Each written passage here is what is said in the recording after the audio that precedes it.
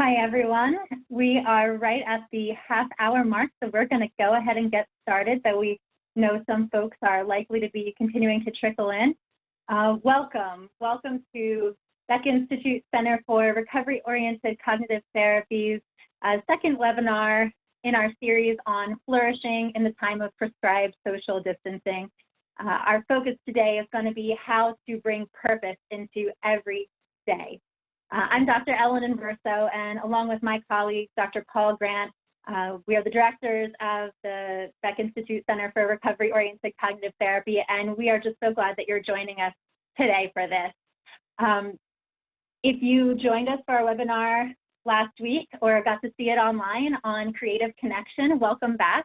And for those who are joining us for the first time, we're really glad that you are going to be joining us for this half hour. I'm going to go through our plan for the day and kind of scope this out, and then we will get right into a conversation. So for those who may be new to Beck Institute and Beck Institute Center for CTR, I want you to know that we are a nonprofit organization with the mission of improving lives worldwide through excellence in cognitive therapy.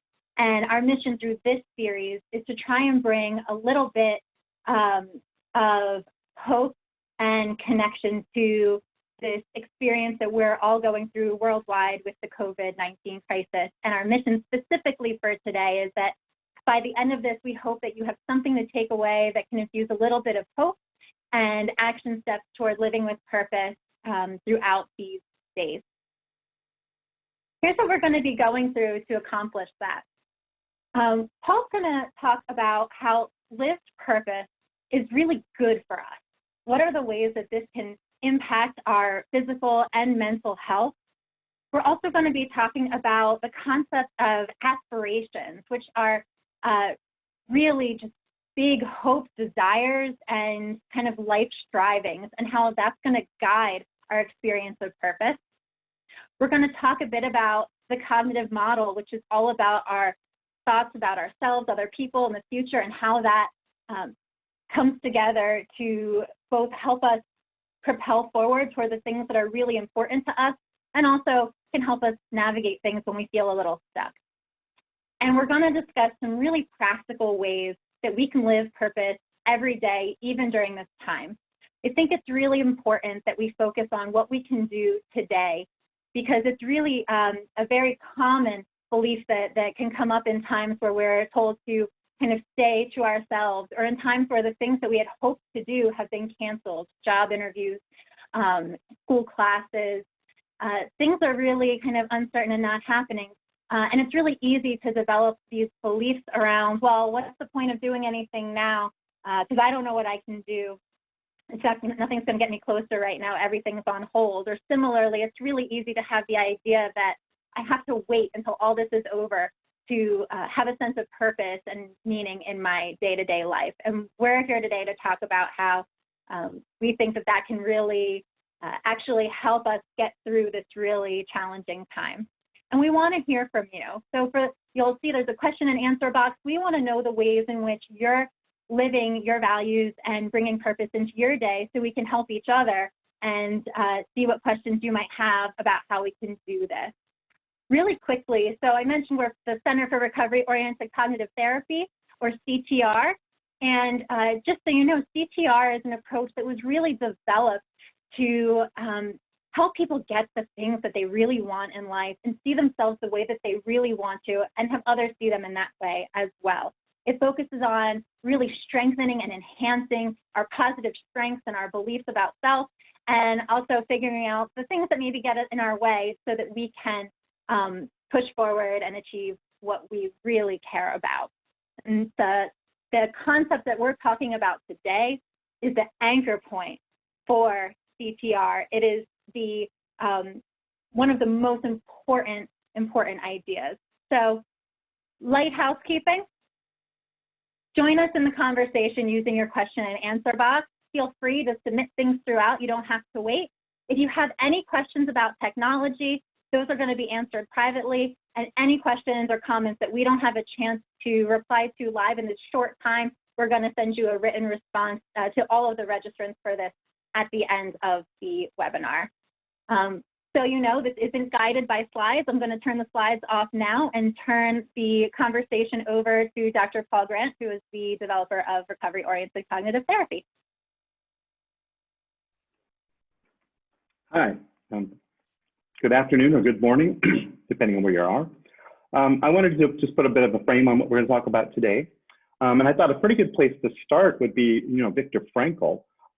He's a Holocaust survivor, and in his book, Man's Search for Meaning, he really emphasized the importance of purpose and finding meaning in really, really difficult circumstances.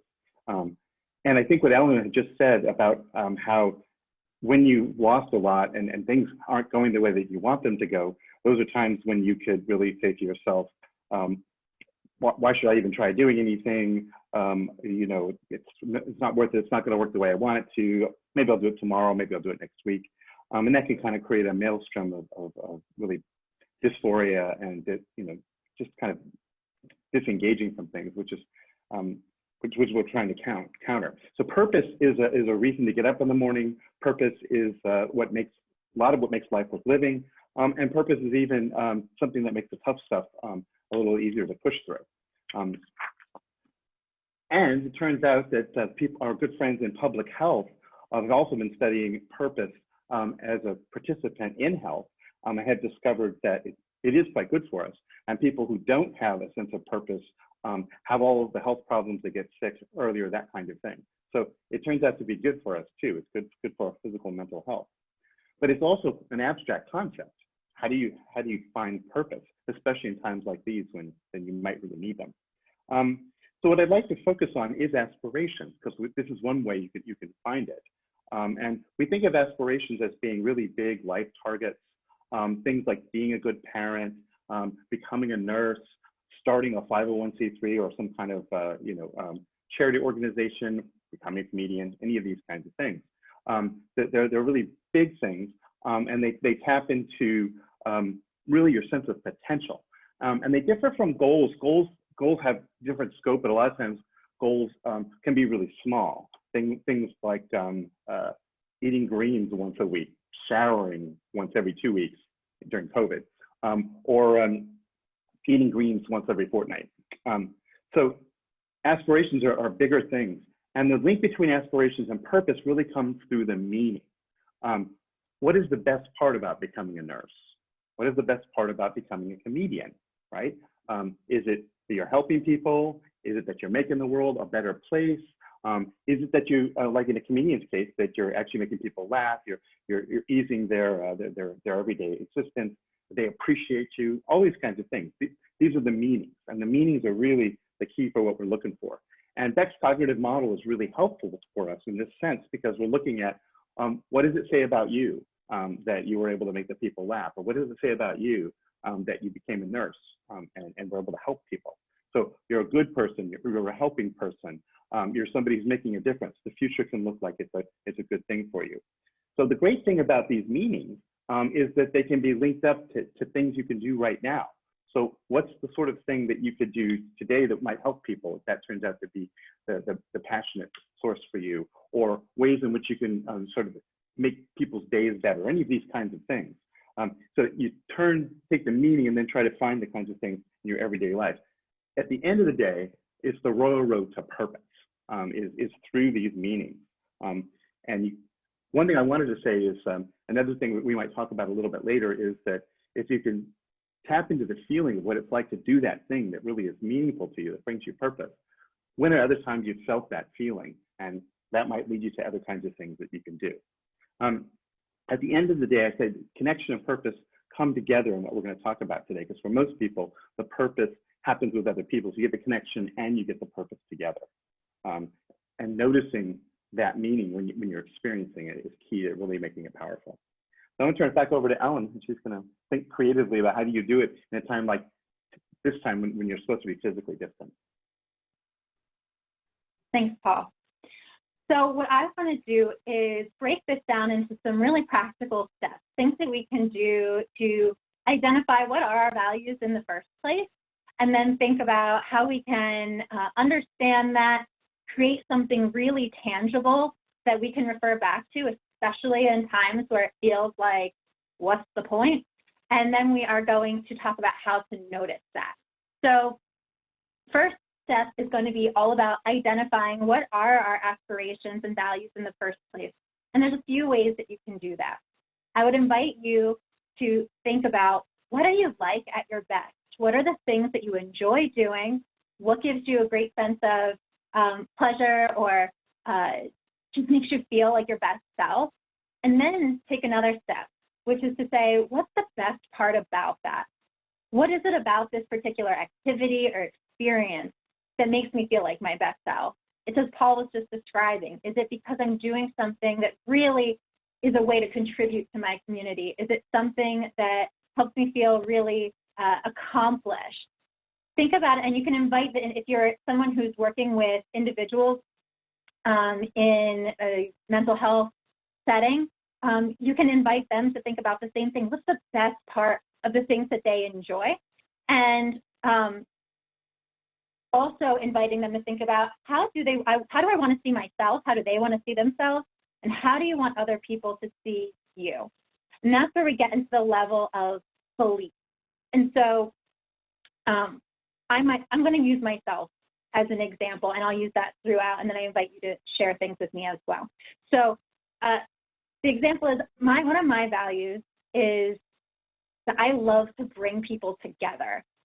And bringing people together is really tricky in this time, right? Because that's exactly the thing we're not supposed to do. But I know that it's a value of mine. And so I took the next step that I'll talk to you about, which is creating a really specific vision. We want to create things that are concrete, that help us to imagine how we can live that sense of purpose. So today is my daughter's 5th birthday. And I was trying to imagine, how is it that I'm going to be able to live this value of bringing people together in these circumstances, and how can I imagine that that's going to look? And so in my mind, I created a theme. I looked online, I looked at pictures, I looked at things that were really specific and tangible. I sought out ideas of other ways that people were coming together, and then I put it into action, which is the next step.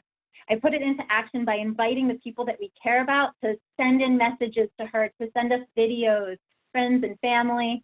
And by doing that, and as they came in, I felt a sense of great purpose and connection to my family.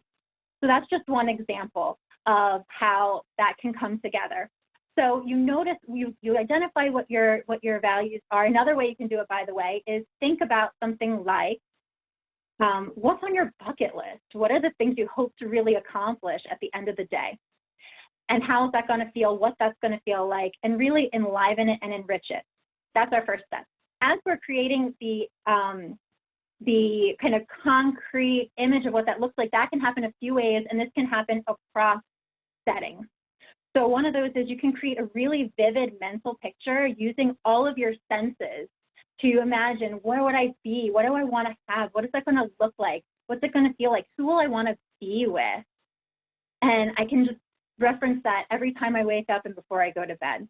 You can put that onto paper. It can be a family activity, creating vision boards. What's the thing I most look forward to doing? And really putting that onto paper, using images online or magazines, or just creating it, drawing it, touching it, something you can post up, so that every day I'm not just thinking about what I want to accomplish, but also looking for images that make me think of how I want to see myself, what that's going to really be like.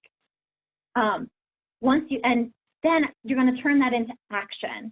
How can I achieve the meaning or the best parts of these aspirations and values every single day? So, like I said, today it was all about connecting with family and finding ways for people to contribute to this kind of celebratory atmosphere I'm trying to create.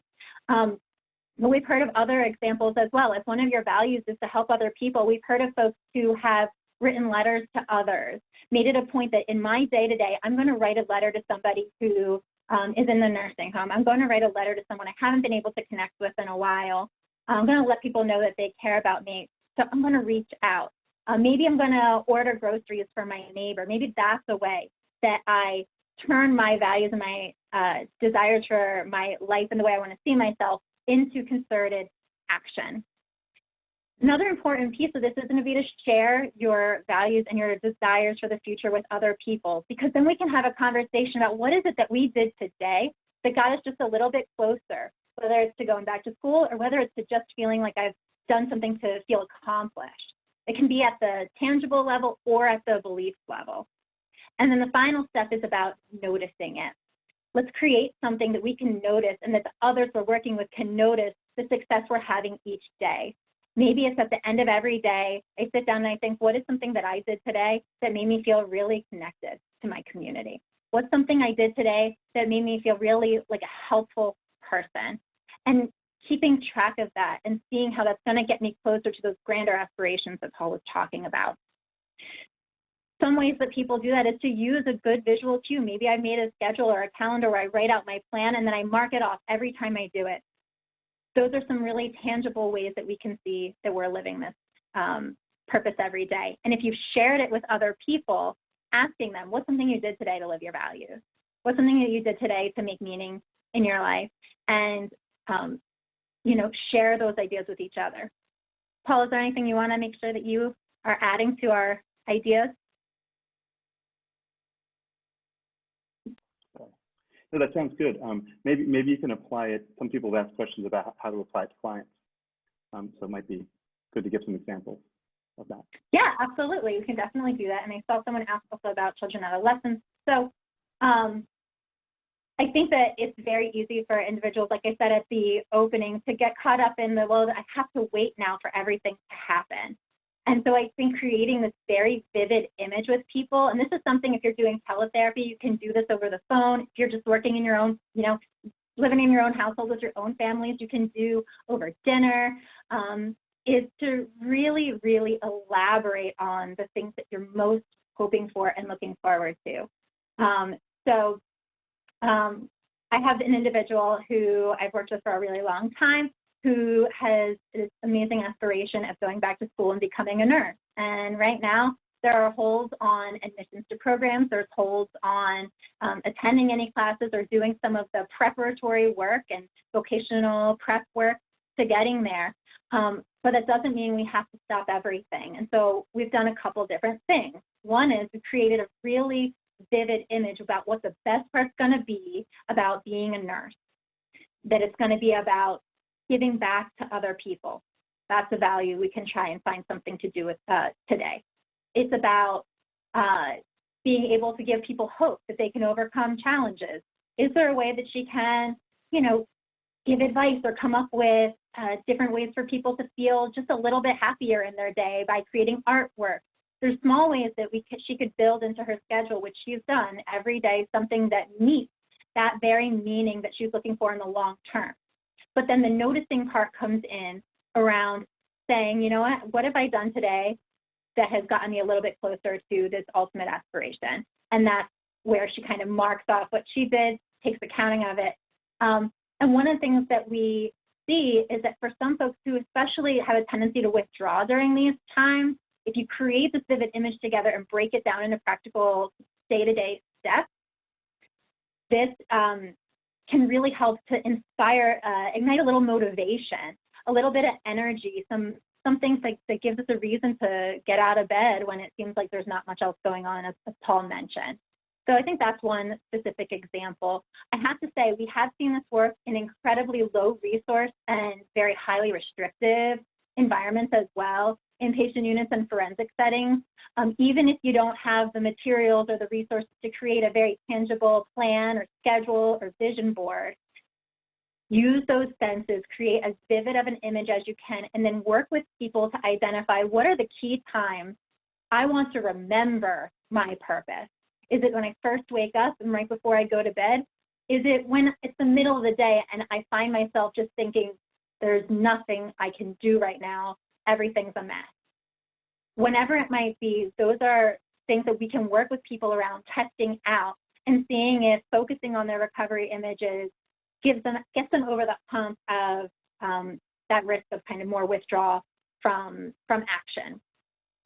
Yeah, what I would add is it's very hard not to do things, kind of one of the old saws of psychology. So it's hard not to be afraid, it's hard not to be stressed and that kind of thing. But what those emotions are showing us is that we care. And what we're talking about is trying to help people refocus it onto things that really bring them the most meaning and the most value.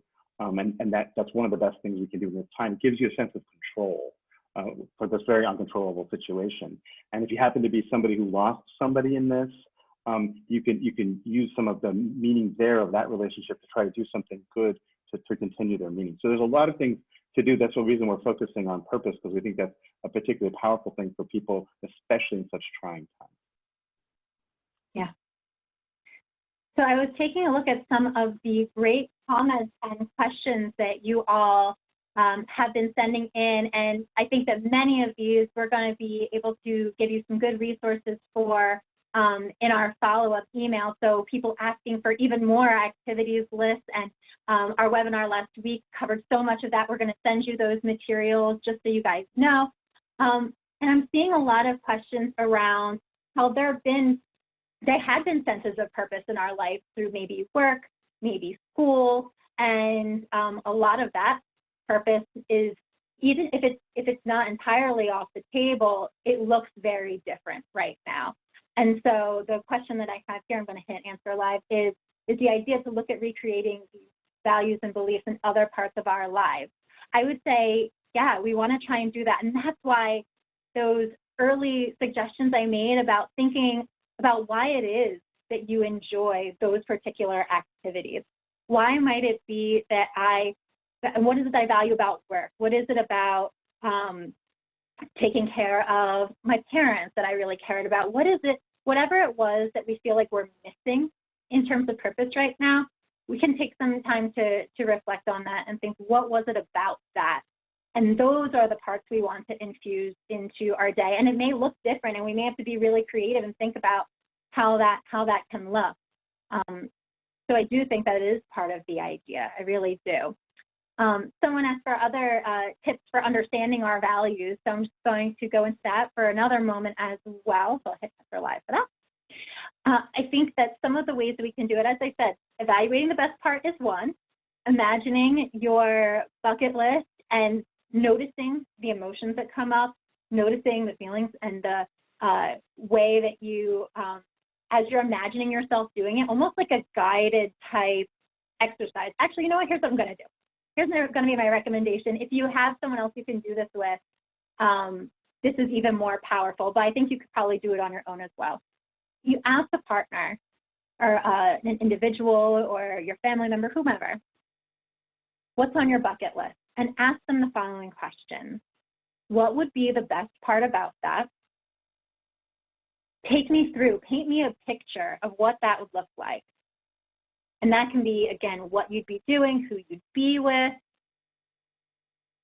As you're doing that, how does it feel right there in the moment? That right now, then if a person's able to create a really vibrant image of what that desire is going to look like, we can notice that even thinking about what we want for the future is worth doing. The next pieces are going to be asking things like, if you were to accomplish that bucket list item, how would you see yourself? How do you imagine other people would see you? And what would be the best part about those? Those are the kinds of questions. And if we find that it gives us, a lot of times people say it gives them a charge. So we're looking for energy. We're looking for feelings of certainty, which is really difficult in this time, right?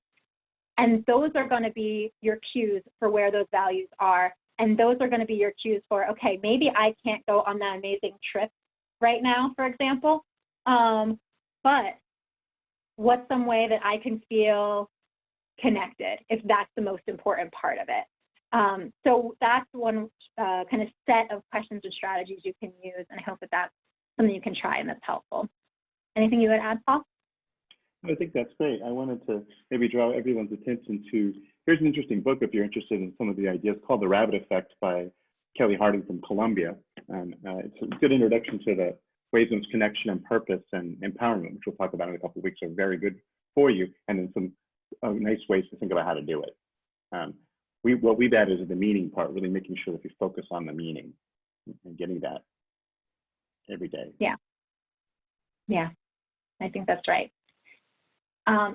was also asked a question about applicability to children and adolescents, and I think absolutely yes. One of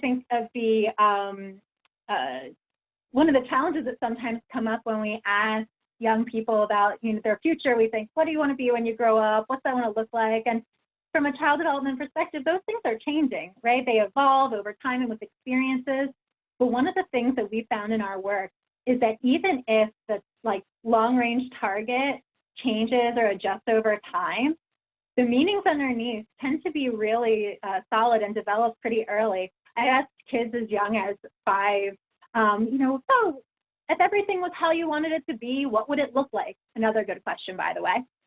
Everything was how you wanted it to be, what would it look like? And this young boy said, I want to have a house with 3 bedrooms and a pool. And I said, so what would be the best part about that? Thinking it might be a little more superficial.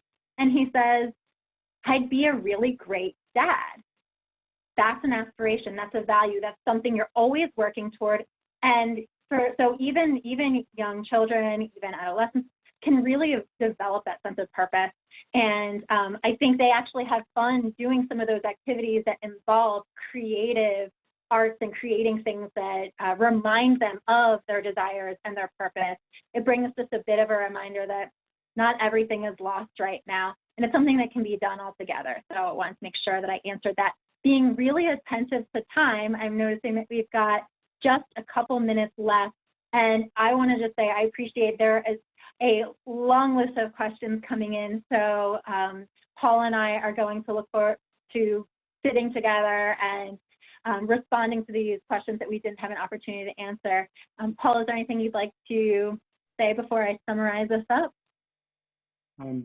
No, I really appreciate the opportunity to talk to you about this and this sort of important endeavor for all of us. And our hope is that together we will have really good ideas that we can help us all. So in that sense, we're all helping each other through a more difficult time with some really nice practical tools. So as we come to the end, I'm going to share with you what I'm hoping that if we've taken nothing else away from our time together, that we've been able to take these things away. Number one, that having a sense of purpose is something that's good for us.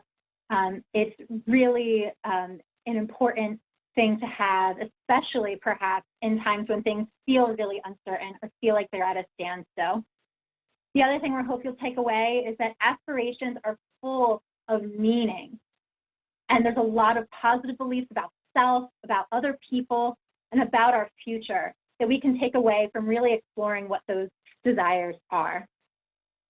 We hope that you've seen that you can translate aspirations into really specific actions that can bring hope and purpose into every day, even when we may be stuck at home or at work under less than ideal circumstances. Some of the strategies we talked about were vivid images in our minds, vision boards, and really developing plans and schedules that help us to kind of see that we're bringing our values to every day, and that noticing this purposeful action and the value that you brought into your day is really, really important. And that's what helps us to see that not only do we have things we want, but that we are able to achieve them. And that says something really positive and important about us as folks. So with that, we thank you for joining us. It's a lot to fit into a 30-minute webinar, and we hope that there's something you've been able to take away from this that you'll be able to test out and apply today or soon. And we want to hear about any successes you have. Feel free to reach out. Want to draw your attention to Beck Institute's COVID-19 resource page, which is evolving. If you have ideas and resources that you don't see up there, beckinstitute.org, please send them to us, and we will be really glad to share your contributions with others. There will be a survey at the end of this to see how this experience was for you, and we hope that you will join us in 2 Fridays where we'll talk more about how to transform some of the stress we're experiencing into really purposeful action. It'll focus a little bit more on the challenges that individuals may be dealing with at this time. So with that, thank you. Paul? Thank you. Thank you. We appreciate your time and spending time with us. Okay. Wish you happiness and health.